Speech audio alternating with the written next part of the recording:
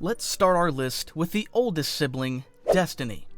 Destiny is one of the oldest beings in existence. In the beginning, there was only the word, and before it was spoken, Destiny traced it with his finger on the first page of his book. He is eternally chained to the Book of Destiny, which contains everything, without exaggeration. The book holds all that has ever happened and all that ever will, detailing the entire history of all living beings in the universe from beginning to end. Destiny occasionally consults the book, but rarely shares its insights with others. Even the lives of primordial beings like Lucifer are dictated by the book. Lucifer himself has stated that he finds Destiny's very existence offensive, as he despises determinism and seeks absolute free will.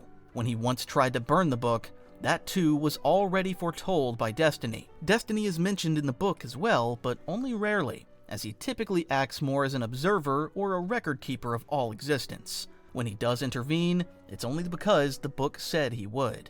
The book is written in a language only Destiny can understand, though it has been shown to change its script during monumental events, such as when the Presence abandoned its throne. The book is incredibly heavy and is bound in the hide of a beast that never existed. Destiny himself is far taller than his siblings and casts no shadow. He's also blind, though some believe he is beyond blindness, as he can do nothing but see. Despite his abilities, Destiny is not truly omniscient. There is knowledge even he cannot access, knowledge that is only available to his sister Delirium. Destiny shows little to no emotion, and when he does, it is only because the book has dictated it. He is stoic and unmoved, focused solely on his purpose. He resides in his realm, the Garden of Forking Ways, a place filled with diverging maze-like paths. He continually walks along these paths while chained to his book. Unlike the other Endless, Destiny rarely leaves his realm. Another notable feature of this realm is the statues of the Endless, which move extremely slowly to reflect the current state of their counterparts. His realm also serves as a convergence point for all of the Endless. Death. The second oldest sibling in the family is Death, who is also its most powerful member. Each of the Endless is bound by an ancient set of rules, except for Death, highlighting the importance of her function. She meets every living being at both their birth and their death, including gods, primordial beings, and even stars. She's not only nearly omnipotent, but also omnipresent, as she exists in multiple locations simultaneously. Death is present at the birth and death of every being, not just those on Earth. She first appeared when the earliest life forms emerged, and is destined to be the last remaining being in the universe. As she once said, "When the last living thing dies, my job will be finished. I'll put the chairs on the tables, turn out the lights, and lock the universe behind me when I leave." We actually see the end of time in books of magic, where two magicians, Timothy Hunter and Mr. E, walk billions of years into the future. There, they encounter both Death and Destiny. Destiny dies, and Death takes him, leaving her as the last remaining being. Before closing the universe, however, she sends the magicians back to the present. What probably makes Death most interesting is her personality. One might expect Death to be cold, detached, and intimidating, but she's actually the most easygoing, humble, and friendly of the Endless. She often acts as the family's peacemaker, and maintains good relationships with all of her siblings. She's particularly close to Dream, who frequently seeks her advice throughout the comics. Death dislikes formality and usually dresses casually while doing her job. But she wasn't always so easygoing. Billions of years ago, at the dawn of creation, Death despised her role. She became cold and detached. We catch a glimpse of this version of her in Endless Nights, where she frightens the stars with her mere presence. For a time, she was so distraught that she stopped doing her job altogether, causing chaos throughout the universe. Eventually, she returned to her duties, but remained distant. Her attitude didn't begin to change until she decided to spend one day as a mortal, living the last day of a human life once every century. This experience brought her closer to humanity and helped her appreciate her purpose. To this day, Death remains the most affectionate toward humans of all the Endless. She believes that in their final moments, most people would prefer to see a friendly face as they're guided to the afterlife. Like Destiny, Death also has her own realm, though it's rarely shown in the comics and little is known about it. It has been referred to as the light at the end of the tunnel, or the Sunless Lands, though it has no official name. One of her most recognizable features is the ankh she always wears around her neck, an ancient Egyptian symbol of life. It's said to hold extraordinary power, but its true purpose remains unclear. The ankh can also be used by her siblings to summon her when needed. Dream. The third oldest sibling and the protagonist of the Sandman comics is Dream, also known as Morpheus. Dream is the most defined of all the Endless, as he's the main character of the story. He's the lord of all dreams and nightmares, serving a vital cosmic function. He typically appears as a thin, tall man with wild, squiggly hair and bone-white skin, though he appears differently to different species. This applies to the other Endless as well, but Dream is particularly seen often by mortals in their sleep. Unlike his older sister Death, Dream is cold, detached, and humorless, often struggling to even understand sarcasm. He takes his job extremely seriously, frequently putting his responsibilities before family or personal relationships. Despite often looking down on humanity, he still seeks companionship from mortals, though these relationships rarely end well. One of his lovers, Nada, a queen of an ancient African kingdom, rejected him out of fear of the consequences of being with an Endless. In response, Dream condemned her to hell for 10,000 years. He also has a son, Orpheus, but was a distant and estranged father, maintaining a strained relationship with him. His realm, known as the Dreaming, is where all living beings go when they sleep, making it vast in size. Unlike the realms of the other Endless, the Dreaming is populated by dreams and nightmares. Some of its earliest inhabitants are Cain and Abel, who serve as the realm's storytellers. The Dreaming is ever-changing, and reflects all belief and imagination, meaning even mythical gods that exist in the DC universe owe their existence to the Dreaming. The Dreaming is also home to a massive library that contains every story ever dreamed, including those never written or published in the real world, also known as the Waking World. This library is overseen by Lucian, one of Dream's most loyal subjects. The entire realm is under Dream's control. Neither he nor its residents can be harmed while he is present. He can reshape it at will, and the Dreaming even reacts to his emotions, with its weather and color changing based on his mood. At the center of the Dreaming stands Dream's castle, guarded by a griffin, a wyvern, and a hippogriff. In 1916, Dream was captured by a group of occultists who would attempt to imprison Death but mistakenly trapped her brother instead. He was held captive for little less than a century before finally escaping and punishing his captors. During his absence, the Dreaming began to collapse, nearly being destroyed. Several dreams and nightmares escaped into the waking world. Among them, the Corinthian, a nightmare created to reflect humanity's darkest urges, who became a legendary serial killer in the real world. Upon regaining his freedom, Dream hunted him down and unmade him. His imprisonment had a profound impact, and after his release, Dream began to change, becoming less cold and more introspective, thus setting the stage for the Sandman comics. Destruction. Probably one of the most interesting characters in all of Sandman is Destruction, also known as the Prodigal, the only Endless to permanently abandon his role. Despite his grim purpose, Destruction is kind, compassionate, and cheerful, which, as you've probably noticed, is a recurring theme in Sandman. Characters with dark and unpleasant functions like Death and Destruction are humble and friendly, while the personification of dreams and stories is cold and detached. Destruction often played the role of a peacemaker. Like Death, he maintained good relationships with his siblings and was particularly close to Delirium and Despair, who relied heavily on his emotional support. He lived in a domain known as the Fulcrum, a mostly empty realm caught in a constant mid-explosion that seems frozen in time.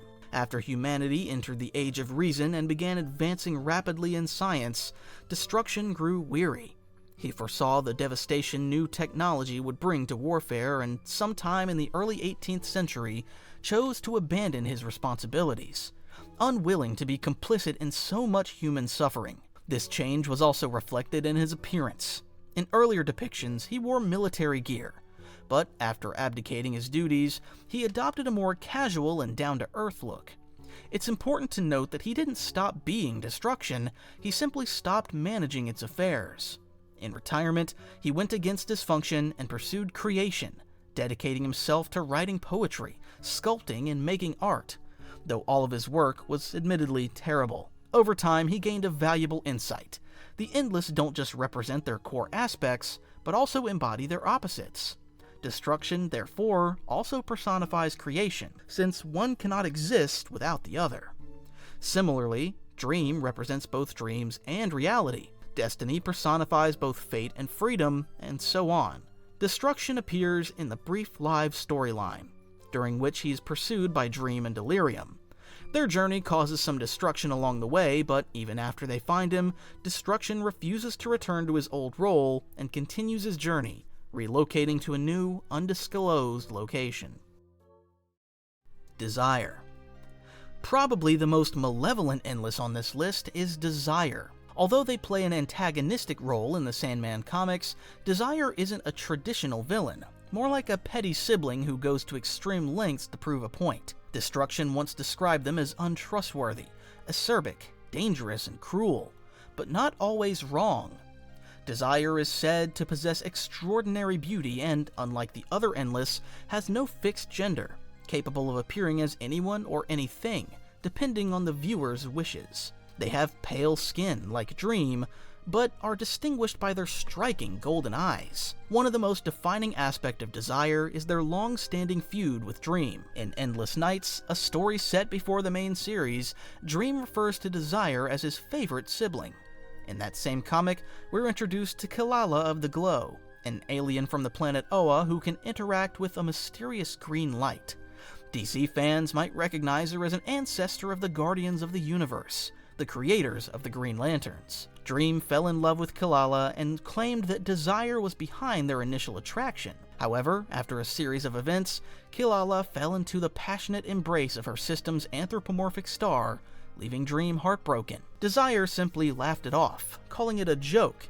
It implied that Desire meddled in Dream's other relationships as well, including his tragic romance with Nada. Desire would often taunt Dream by bringing up his failed love life.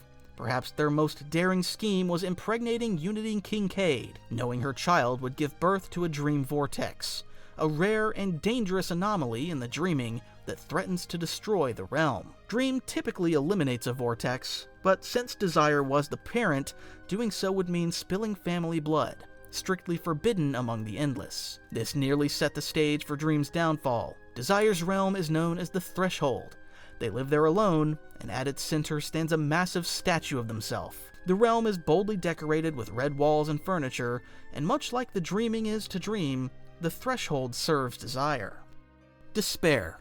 Desire actually has a twin, Despair. Despair is the only Endless known to have died. Around 100,000 years ago, the previous Despair was killed.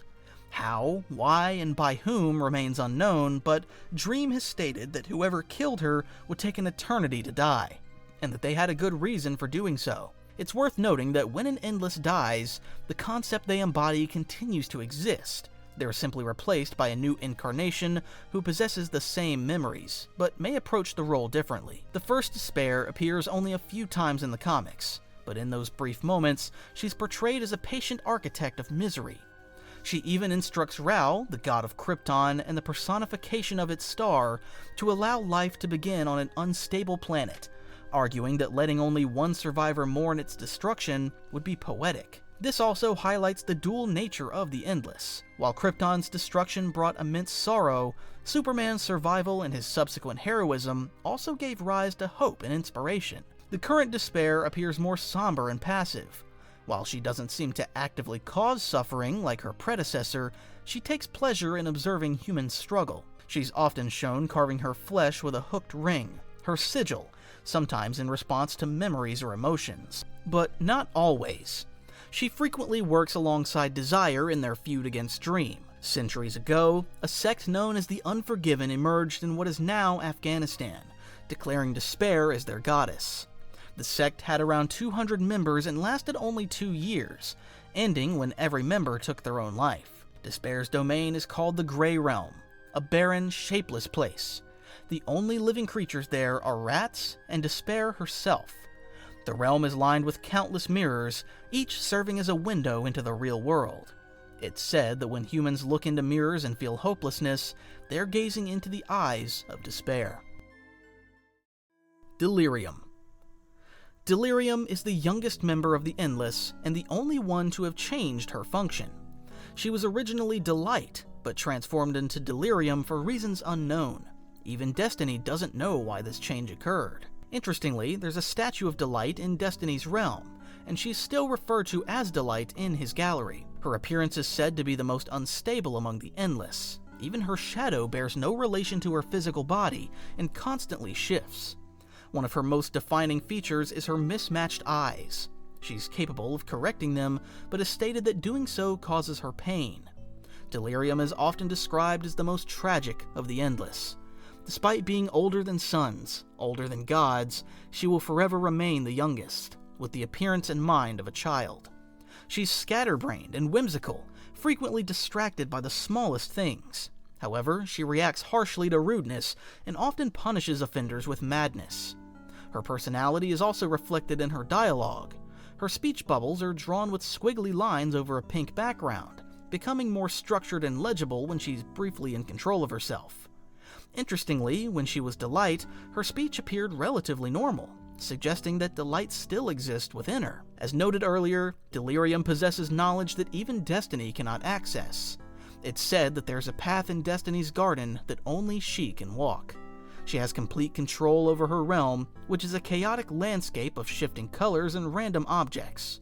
It's been said that her realm is close and can be visited, but it was not designed to be understood by the human mind. Father Time and Mother Night. Let's end our list with the heads of the family. Father Time is the very embodiment of time and the father of the Endless.